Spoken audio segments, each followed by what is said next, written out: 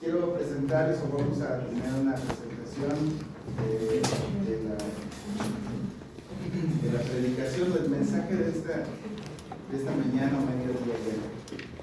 Sabe, en la iglesia hemos estado analizando, hemos estado reflexionando en el libro de Daniel. Le voy a pedir que busque ahí en Daniel, vaya a la Biblia, busque Daniel capítulo 1. Daniel capítulo 1.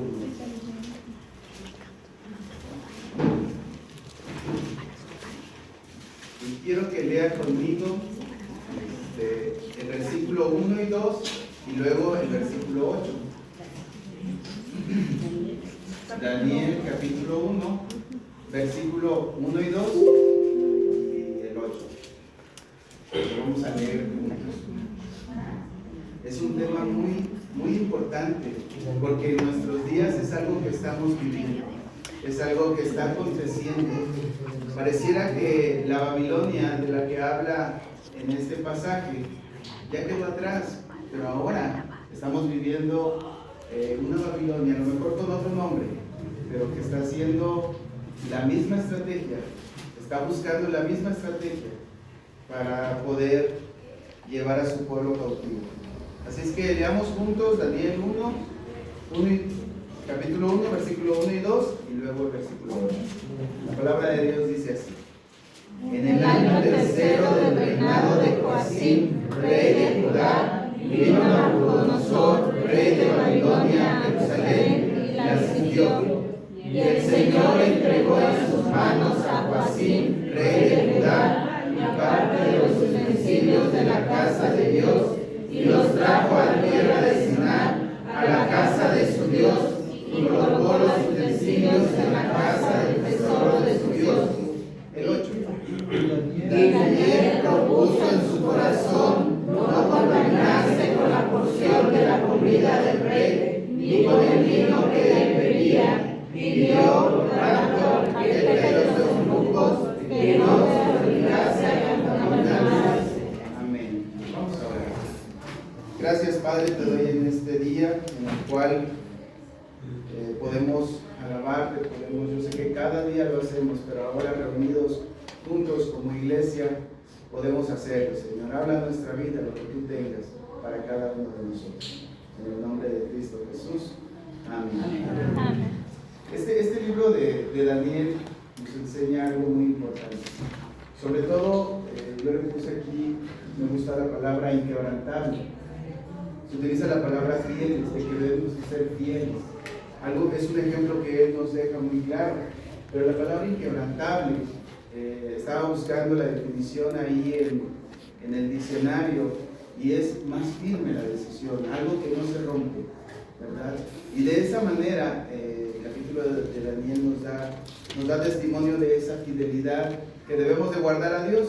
Celebrar un aniversario no solamente debe de ser contar años, estar contando años, cuántos años tenemos, es dar testimonio de la fidelidad de Dios. No celebramos únicamente que la iglesia exista y ya, no, sino que permanezca fiel, es lo que se busca. Aunque muchas iglesias comienzan con entusiasmo, con una visión, con sueños, y la historia y la tendencia nos muestran, esto es desafortunadamente. Yo estaba analizando, estaba buscando esta información, y dice que se cierran 4,000 iglesias. Este dato es de Estados Unidos. Se cierran 4,000 iglesias al año. Muchas iglesias no permanecen. Claro, que abren más iglesias, pero decía, se cierran 4,000 y abren 3,800. Hay un déficit ahí todavía. Entonces, tenemos que ser fieles a ello, a Dios. La iglesia de Cristo ayer y hoy vive en medio de una cultura que constantemente intenta redefinir su identidad, su mensaje y su misión. No siempre lo hace con violencia. Podríamos pensar que va a venir el gobierno y que nos va a obligar, pero ¿sabe cuál es la estrategia del enemigo que hoy está usando? Quiere redefinir a la iglesia, quiere quitar su identidad, quiere que nos contaminemos con lo que nos están diciendo. Y lo está haciendo de manera sutil. Lo está haciendo de una forma que a lo mejor nosotros ni nos imaginamos, pero nos está atacando. Entonces, tenemos que ser inquebrantables, tenemos que ser fieles. No es solo la historia de 4 jóvenes fieles, es la historia de cómo el pueblo de Dios puede permanecer inquebrantable en un mundo que quiere moldear. Déjame introducir de esta manera. Hay una película que yo vi que se llama Hasta el último hombre. Y al estar estudiando Daniel 1, me vino a la mente esa película que vi hace tiempo. Ahí, más adelante ya. Ahí, Hasta el último hombre se llama esta película. No sé si alguno de ustedes ya la vio. Se trata de un soldado que entra al ejército. Y se cuenta la historia real de se llama Desmond II, un joven cristiano que se alistó en el ejército de los Estados Unidos durante la Segunda Guerra Mundial. Él tenía una convicción inquebrantable. No tomaría un arma ni quitaría la vida de nadie, pero aún así estaba dispuesto a servir y a arriesgar su vida. En otras ocasiones yo he dicho, y le he compartido a lo mejor a algún hermano, ¿qué le pasaría a un soldado si no va con un arma a la guerra? Si va desarmado, ¿qué le pasaría? Claro, que sería vencido. Pero miren, este personaje dice que él no tomaría ningún arma y había decidido ir a la guerra, pero no iba a matar a nadie. Entonces, ¿a qué va? ¿No? Pero él, siendo cristiano, él tenía una convicción. Él tenía un propósito al estar ahí. No como los demás, era un propósito que él tenía y estaba dispuesto a arriesgar su vida. Desde el inicio fue objeto de burlas, de rechazo, de castigos. Sus propios compañeros le llamaban fanático, le decían, no lo vas a lograr, eres un estorbo, incluso le llamaban. El sistema militar intentó cambiarlo, presionarlo y quebrarlo. Le dijeron que si no cedía, no tendría lugar entre ellos. Pero Desmond no se rebeló ni respondió con odio. Al contrario, ¿saben lo que él hizo? Se mantuvo firme, con respeto, convicción y fidelidad en sus principios. Cuando llegó el día de la batalla en Okinawa, dice, un lugar conocido como Hacksaw Ridge, un acantilado brutalmente peligroso, cuando el combate se volvió un infierno y las tropas se retiraron, Desmond decidió quedarse solo en el campo de batalla, sin armas, sin protección, bajo fuego enemigo. Comenzó a rescatar a los soldados heridos uno por uno. Iba, se cargaba a uno y lo regresaba para llevarlo a salvo. Dejaba a ese y regresaba. Era un acantilado que tenía que subir y bajar.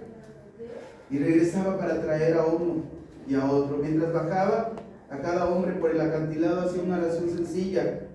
¿Y saben lo que decía y repetía? Señor, ayúdame a salvar uno más. Y luego otro, y otro, y otro más. Este soldado salvó 75 vidas. Y no llevó ningún arma. Su propósito era salvar vidas. Era lo que él tenía en mente. Siendo cristiano, tenía una convicción. Y el hombre se negó a contaminarse con la violencia del sistema. Terminó salvando más vidas. El que parecía débil resultó ser inquebrantable. La iglesia, el día de hoy, también vivimos un sistema que nos presiona, que nos quiere cambiar, que quiere moldear nuestra identidad. Nos dice que para sobrevivir tenemos que ceder. Tenemos que hacer lo que ellos dicen. Callar y parecernos al mundo. No lo está haciendo por medio de violencia, lo está haciendo de manera sutil. Pero Dios sigue buscando hombres y mujeres e iglesias que digan, Señor, ayúdame a ser fiel. Ayúdame, uno más, un día más, una decisión más. El libro de Daniel en el capítulo 1 y a lo largo de los capítulos nos enseña de un reino, de Babilonia. Un reino que era el más poderoso en ese momento. Había derrotado a Egipto. Egipto era una potencia mundial. Y llega, ¿y saben qué es lo que hace? Invade Jerusalén. Probablemente podemos pensar, ¿cómo es posible que un reino pueda derrotar al pueblo de Dios? ¿Acaso es más fuerte que Dios? ¿Es más fuerte que Jehová? Pero pongamos atención en algo. Voy a ir nuevamente a Daniel 1, versículos 1 y 2. Lo voy a leer nuevamente. Dice: en el año tercero del reinado del rey Joacim de Judá, el rey Nabucodonosor de Babilonia vino a Jerusalén y la sitió. El Señor permitió que Joacim cayera en manos de Nabucodonosor junto con él. Cayeron en sus manos algunos de los utensilios del templo de Dios, los cuales Nabucodonosor se llevó a Sinar y puso en el tesoro del templo de sus dioses. Hay algo que quiero que pongamos atención aquí. La palabra de Dios dice que Él permitió que el rey Nabucodonosor tomara Jerusalén. Él lo hizo. ¿Cómo es posible? También podríamos decir, ¿por qué Dios permite que sea tomada Jerusalén? Pero ¿saben qué pasó con el pueblo de Dios? Fue Él el que desobedeció a Dios. Fue Él el que dejó a Dios. Y Dios permite muchas cosas. Porque tenemos un Dios que es justo, un Dios que disciplina, un Dios que nos ama. El libro comienza así, con una derrota. Imagínense, ahorita estamos prácticamente iniciando el año y cada uno de nosotros puede tener metas, propósitos, y este año sí le voy a echar ganas, este año sí voy a hacer esto, voy a hacer lo otro, y que de repente venga un país que nos invada y que nos lleve prisioneros. Así inicia el libro de Daniel. El templo saqueado, el pueblo fue llevado cautivo, pero el texto aclara algo crucial. El Señor entregó a Joacim en manos de Nabucodonosor. Permite eso. Las iglesias que hoy estamos reunidas aquí hemos pasado por pruebas distintas, pero comparten la misma verdad. Dios es soberano. Dios ha sido soberano y va a seguir siendo. Si hoy seguimos en pie, no es por nuestra fuerza, no es por lo que nosotros hagamos, sino porque es por su gracia. La crisis que estaba viviendo el pueblo de Jerusalén, cuando una iglesia es inquebrantable, lo que debemos de nosotros estar reflexionando es que no debemos interpretar la crisis como un abandono de Dios. Cuando llegan las crisis, la primera tentación del corazón humano es pensar: Dios ya no está conmigo, hice algo malo, ¿qué está pasando? Dios se olvidó de mí. Como iglesia, por nuestra mente no debe de pasar eso. No podemos decir: Dios me soltó de su mano. No podemos ni pensarlo. Eso mismo pudo haber pensado el pueblo de Judá al ver a Jerusalén destruida, el templo saqueado, pero el texto es claro: no fue ausencia de Dios, fue acción de Dios. Daniel 1 no dice que Dios desapareció, sino que dice que Dios permitió, que Dios entregó de alguna manera. Una iglesia madura entiende que la crisis no siempre es señal de derrota espiritual. El sufrimiento no es un castigo inmediato. El silencio de Dios no significa abandono. Dios puede estar presente en el exilio como en la victoria. Dios puede estar presente. Dios está presente. Puede estar obrando en la disciplina, tanto como en la obediencia.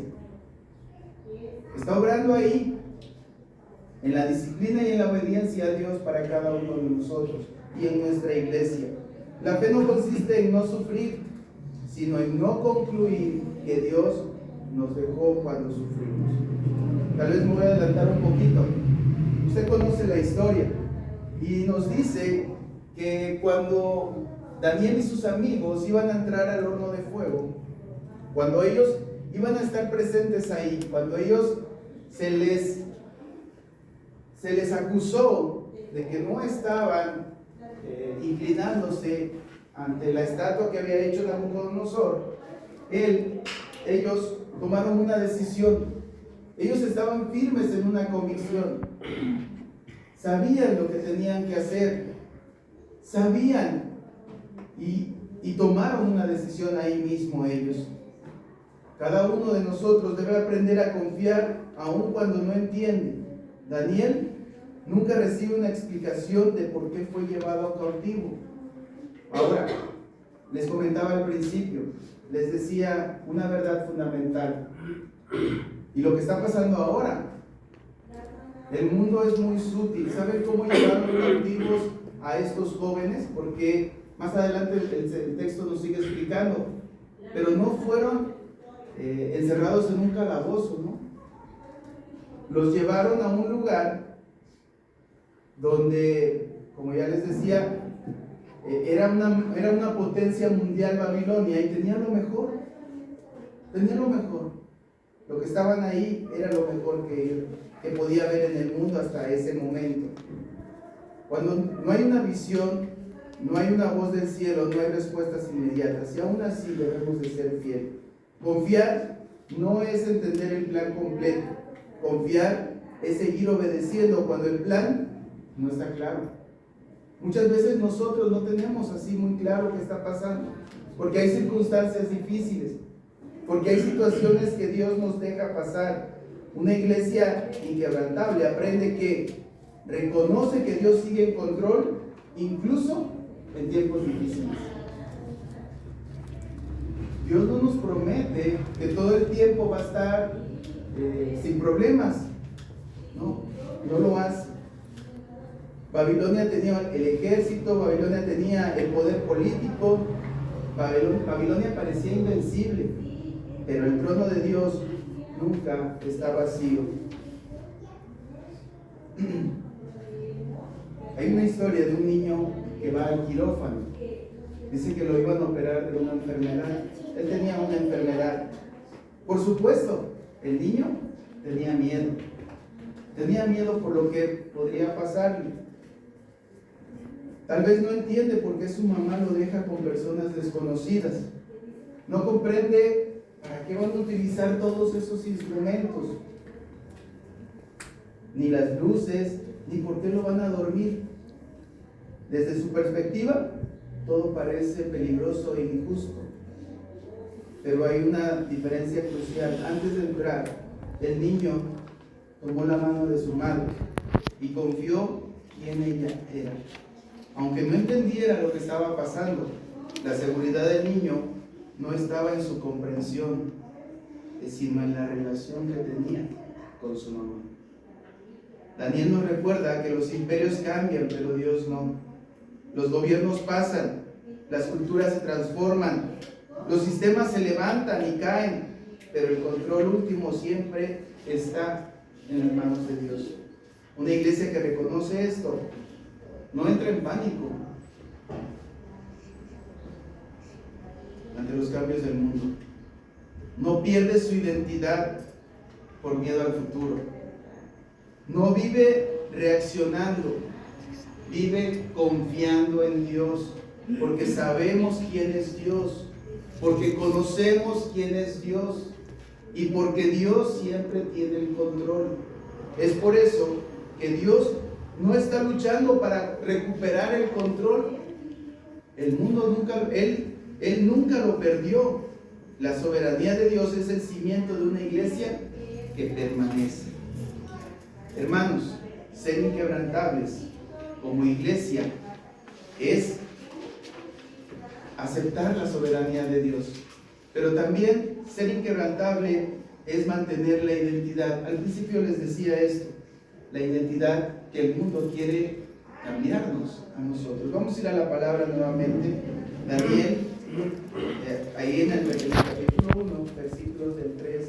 al cielo. Así está proyectado también.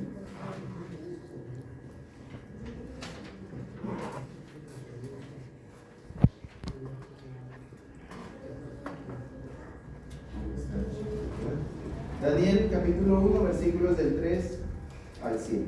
Leamos todos juntos esta porción de la palabra de Dios.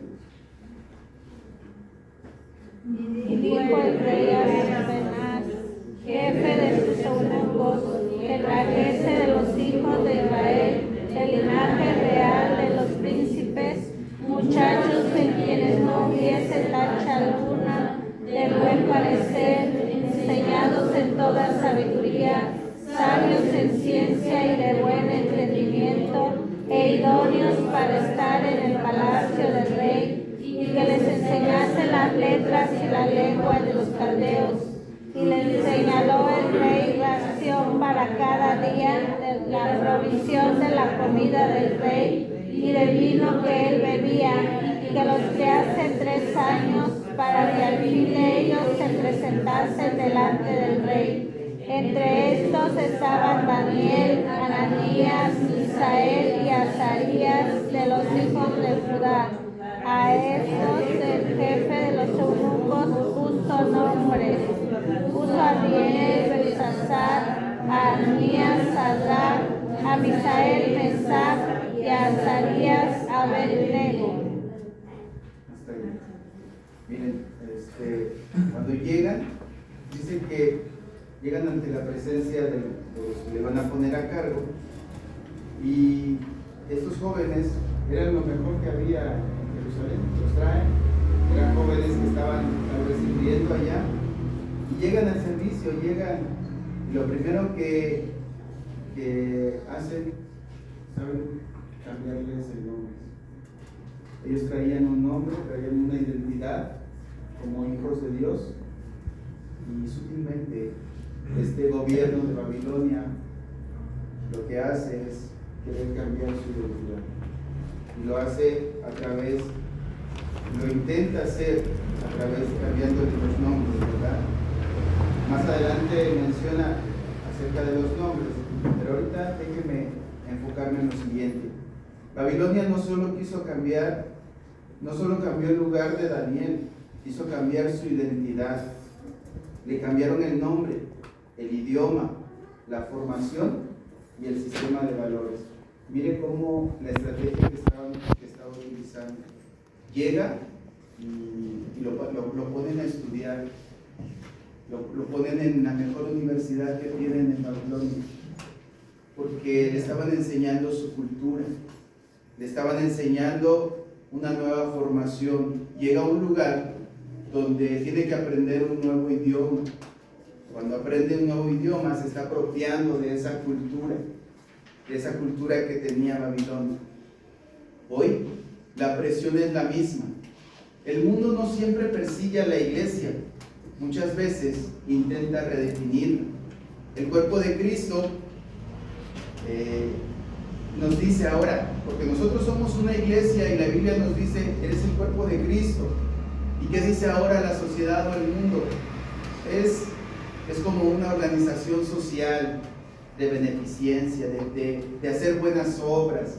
Y hasta ahí está bien que seas un organismo, que seas una organización que ayuda a los demás. Me parece perfecto, pero la iglesia es más que eso. De portadora de la verdad, porque la palabra es tajante y esta es la verdad, nos dice el mundo, es una opinión nada más la que tiene la iglesia, pero no es la verdad. De una familia espiritual, porque somos una familia, a un espacio de consumo, de diversión. Sí, la iglesia es un lugar donde se va a convivir nada más. No, somos una familia espiritual, de santa a cómoda. Es decir, que todo lo que digamos no debe de incomodar a los demás. Que la iglesia ahora, la sociedad dice, solamente vas a decir cosas que no incomoden a los demás. que no vaya en contra de lo que estamos diciendo. Ahora, entonces, una iglesia inquebrantable no negocia el evangelio para ser aceptada. Babilonia no le pidió a Daniel que dejara de creer en Dios. No, porque llega y el rey sabía que tenían otro Dios. Y casi le dice, no me interesa, está bien que creas eso, no hay problema. Yo te voy a redefinir, yo te voy a enseñar. Te voy a enseñar cuáles son los dioses que tenemos acá. Él decía, un Dios más, está bien. Tienes tu Dios, está bien. Babilonia no le pidió a Daniel que dejara de creer en Dios, solo que se acomodara. El peligro para la iglesia nunca ha sido el rechazo abierto, sino la aceptación condicionada. Hoy en el mundo la iglesia le dice a la iglesia, puedes predicar siempre y cuando no incomodes. Habla de amor, pero no de arrepentimiento. Habla de gracia, pero no de cruz. Una iglesia inquebrantable entiende que el evangelio no es negociable. Daniel se presenta ante el rey y tiene una fidelidad a Dios. Está con una fidelidad a Dios. Él sabe perfectamente qué es lo que tiene que hacer en ese lugar donde están tratando de cambiarle su identidad. El evangelio es poder de Dios, pero la sociedad dice no es poder. ¿Saben qué dice? Necesita mejoras de los humanos. Cuando usted y yo vamos al mundo, porque a partir de que salimos de la puerta, nos vamos a enfrentar con una cultura que está en contra de Dios. Y cuando usted empieza a decir, no tiene nada de malo, o empieza a creer que es mejor lo que está allá afuera que lo que se está diciendo aquí adentro, tal vez estamos siendo conquistados por Babilonia. Tenemos que ser fieles, tenemos que saber quién es nuestro Dios. Pero la verdad diluida deja de transformar. Una iglesia inquebrantable no mide su fidelidad por aplausos, seguidores o números, sino por su obediencia a la palabra de Dios. La popularidad es un mal consejero espiritual. Tal vez hoy aplauden algunas iglesias que no están enseñando la verdad, pero mañana abandonan eso. La verdad de Dios, en cambio, permanece para siempre. La iglesia no fue llamada a ser famosa, fue llamada a ser fiel. No cambia su identidad por comodidad. Cambiar la identidad siempre promete alivio, tal vez menos presión, menos conflicto, menos oposición, pero el precio es alto, perder el propósito. Daniel pudo aceptar un nuevo nombre, una nueva dieta, una nueva cosmovisión, pero decidió que su identidad no estaba en Babilonia, estaba en Dios.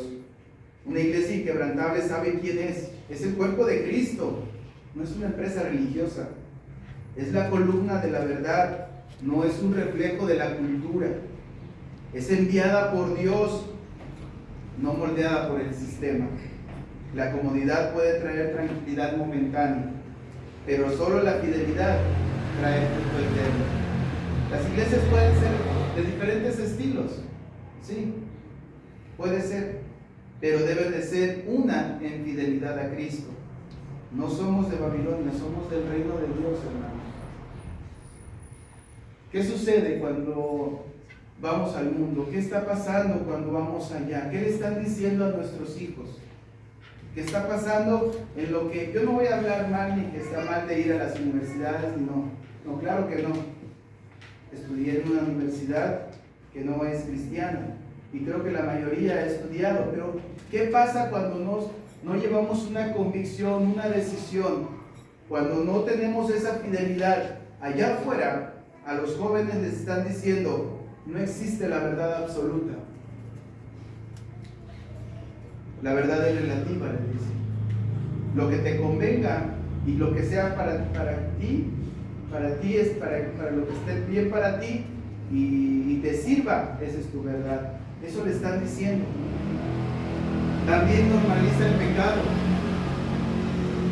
Allá afuera le están diciendo a nuestros jóvenes, no es tan malo esto. cambia la autoridad, introduce independencia sin dependencia de Dios.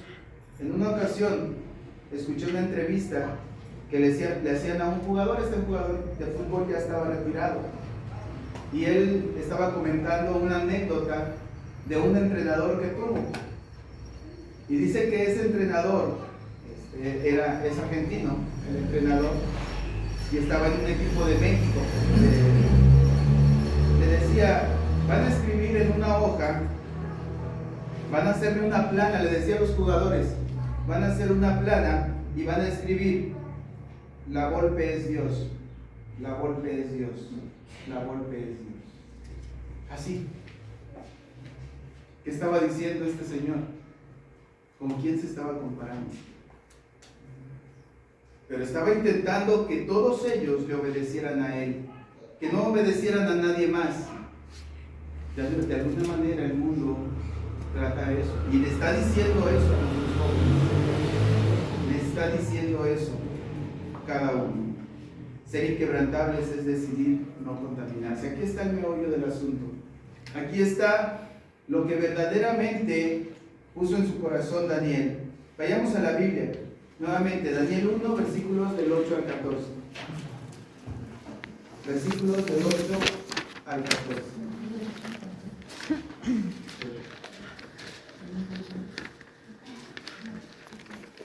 Si ya lo tienen, veamos. Y Daniel propuso en su corazón no contaminarse con la porción de la comida del rey, ni con el vino que él bebía. Pidió, por tanto, al jefe de los eunucos que no se le obligase a contaminarse, y puso Dios a Daniel en gracia y en buena voluntad con el jefe de los eunucos. Y dijo el jefe de los eunucos a Daniel: temo a mi señor el rey, que señaló vuestra comida y vuestra bebida, pues luego que él vea vuestros rostros más pálidos que los de los muchachos que son semejantes a vosotros, condenaréis para con el rey mi cabeza. Entonces dijo Daniel a Melzar, que estaba puesto por el jefe de los eunucos sobre Daniel, Ananías, Misael y Azarías: te ruego que hagas la prueba con tus siervos por 10 días y nos den legumbres a comer y agua a beber. Compara luego nuestros rostros con los rostros de los muchachos que comen de la ración de la comida del rey, y haz después con tus siervos según veas. consintió pues con ellos Y probó con ellos 10 días. Dice, y Daniel propuso en su corazón no contaminarse.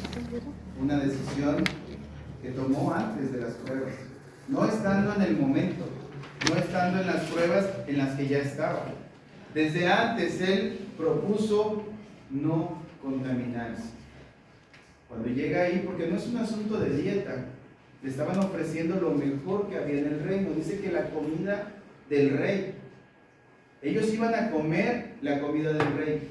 Tal vez había otras personas que habían traído de otros lugares y del mismo Jerusalén, y a lo mejor ellos aceptaron esa comida, pero ellos dijeron: nosotros no nos vamos a contaminar con esa comida.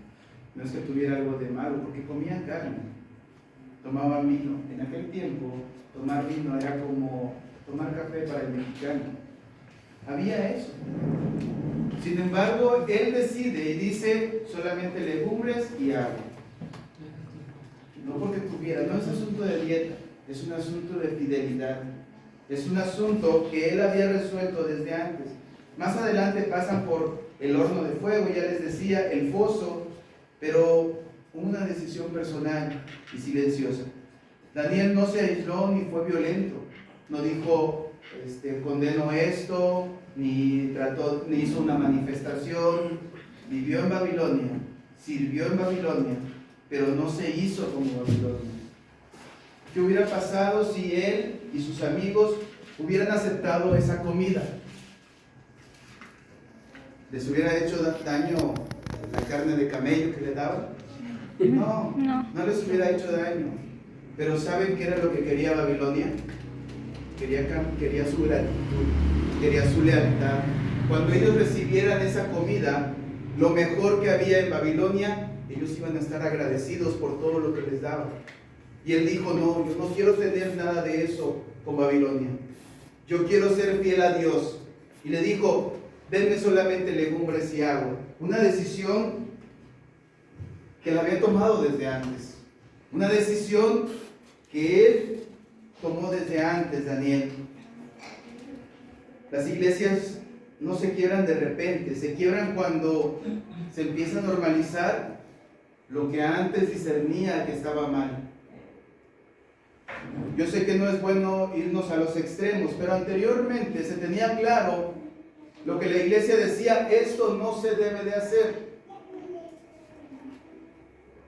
A lo mejor algunas se fueron al legalismo y decían, no todo es malo. Pero hoy las iglesias empiezan a normalizar lo que antes se decía tajantemente no se debe de hacer. Se justifica lo que antes se confrontaba. Se llama adaptación a la contaminación. Tengo otra ilustración que nos dice, si metes a una rana en agua hirviendo, salta inmediatamente. Pero si la pones en agua fría y calientas el agua poco a poco, la rana no percibe el peligro y muere. Se va acostumbrando hasta que no siente, hasta que ya se está quemando. No porque el cambio fue pequeño, sino porque fue gradual. Así pasa a veces con la iglesia. No negó a Cristo de golpe, no abandonó la Biblia de un día para otro, solo se fue acostumbrando. Se acostumbró a mensajes menos confrontativos, convicciones menos flexibles, silencios estratégicos. Pero una iglesia inquebrantable es aquella que vive en el mundo sin parecerse al mundo. Daniel vivió en Babilonia, trabajó en Babilonia y sirvió en Babilonia. No tengo duda de que ellos trabajaron para que Babilonia estuviera bien. Porque nosotros estamos trabajando en el mundo, estamos allá, pero no somos del mundo. Oramos por nuestros gobernantes, pero no somos como ellos. Tenemos que tener bien definido lo que es una iglesia inquebrantable, una iglesia fiel. Daniel no se aisló ni se escondió, pero nunca permitió que Babilonia viviera dentro de él. Jesús no oró para que el Padre nos sacara del mundo, sino para que nos guardara del mal. Eso significa que la iglesia no fue llamada a huir de la sociedad. No. Muchas veces se piensa que la iglesia es una cultura de choque. No. Porque la cultura del cristiano es superior. Lo que nos dice Dios es mejor que la cultura que nos ofrece el mundo. Pero eso no quiere decir que vamos a hacer una cultura de choque todo el tiempo. Eso significa que la iglesia no fue llamada a huir de la sociedad, sino a habitarla con una identidad distinta. Vivir en el mundo implica relacionarnos con todo tipo de personas. No nada más Dios nos dijo, se van a relacionar con puros cristianos. No. Que me gusta estar entre cristianos, ¿verdad?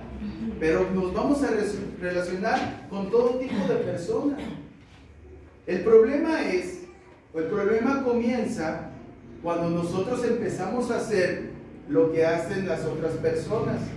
Porque lo que nosotros deberíamos estar haciendo es ser un cambio en esas personas.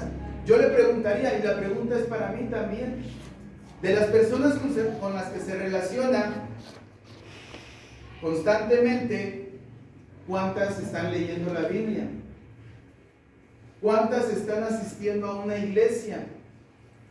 Porque es lo que tenemos que hacer allá.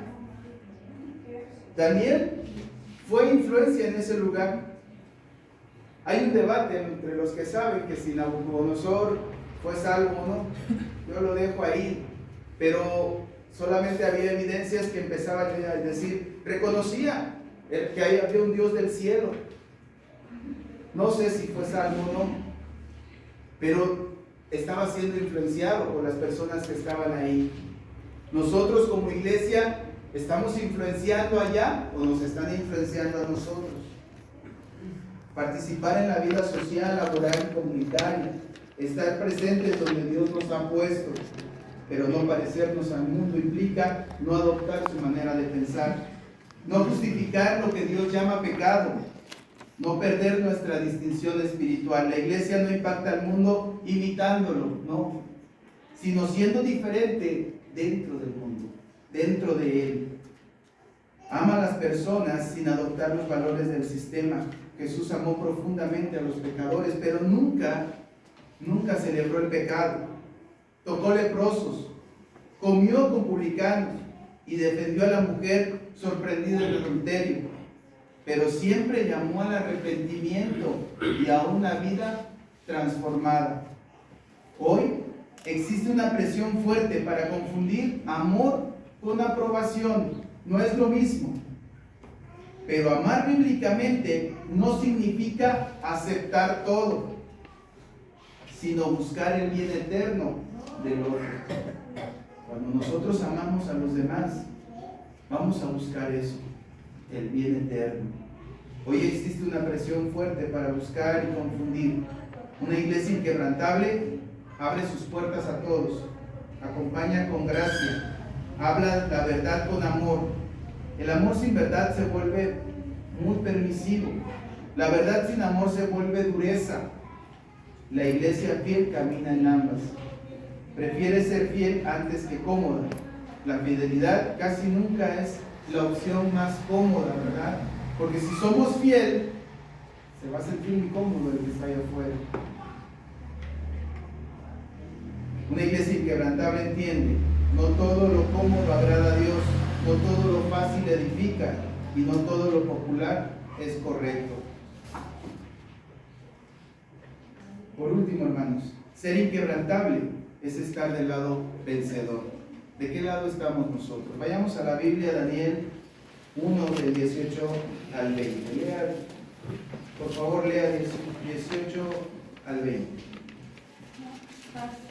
Pasados pues los días, al fin de los cuales había dicho el rey que los trajesen, el jefe de los eunucos los trajo delante de Nabucodonosor, y el rey habló con ellos, y no fueron hallados entre todos ellos y otros como Ananías, Misael y Azarías. Así pues estuvieron delante del rey.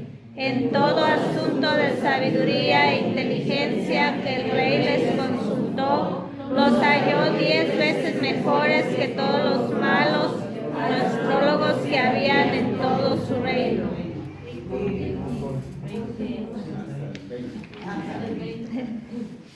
Dios honró la fidelidad de Daniel. Si se fijan, dice que fue puesto en los asuntos. Los halló 10 veces más inteligentes que todos los magos y hechiceros de su reino. Sí, es que tengo otra versión. Sí, también dice esto. Dios honró la fidelidad y a sus amigos. Les dio sabiduría y influencia. Pero el texto es claro. La fidelidad vino primero y la bendición vino después. Fueron fieles en ese lugar. No somos fieles para prosperar, hermanos. Prosperamos porque somos fieles. El éxito del reino no se mide por números, sino por lealtad a Cristo. Vale más una iglesia fiel que una iglesia famosa. Como desafío, hermanos, yo tengo un desafío como iglesia reunida aquí. Hoy celebramos años, pero sobre todo celebramos que Dios ha sostenido a su iglesia. Seguimos viviendo en Babilonia, pero Dios nos llama a ser inquebrantables dentro de ella. El desafío para todas nuestras iglesias es claro: no huir del mundo, no parecernos al mundo, ser fieles a Cristo hasta el final. Que se diga de nuestras iglesias lo que se dijo de Daniel: no se doblaron, no se contaminaron, no negociaron su fe, fueron inquebrantables. Dios les bendiga. Amén. palabra, gracias por permitirme poder expresarla. Sé que el reto y el desafío tendría que ser fácil porque sabemos qué es lo que tenemos que hacer. No tendría que ser difícil decidir a quién serle fiel. Sin embargo, reconocemos que hay presión, reconocemos que el mundo ha sido sutil y que tal vez no le está atacando de manera violenta. Por favor, Señor, ayúdanos a seguir siendo fieles. Que tu iglesia siga siendo fiel. Solamente a ti. En el nombre de Cristo.